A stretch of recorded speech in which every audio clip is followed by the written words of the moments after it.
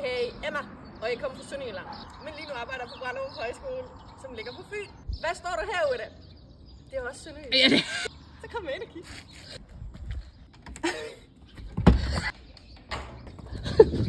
Det her er spisesalen. Flag. Spillemaskine. Kunst. Bord. Men har jeg lidt sjovere, når der er mad. Ja, okay. Idrætshal. Efter sådan en omgang for længst sidste dag, så er det blevet tid til desserten. En bevægelsessnack, om man vil. En god sav. Salsa. Madrøgninger. Nej. Planken. Er det ikke sådan, man laver den? Permahaven. Den er flot. Den er vild. Det er med vilje. Lige ved siden af har vi halmhuset. Det meste af det er jo bygget af halm. Her mødes eleverne til mega hygge.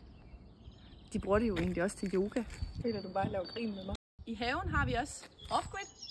Her har vi undervisning i permahave og urtekundskab, men ovenpå er det lidt sjovere. Her har vi nemlig alle spirene. Broccoli, En eller anden form for græs. ærteskud, Dild. Det her det er kunst.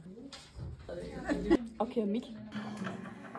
Når eleverne bare skal chille, kan de gøre det i nogle af alle vores stuer. Uno. Hvordan er det, spiller Mester Jakob? Ej, det var faktisk ret god til. Eller hvad?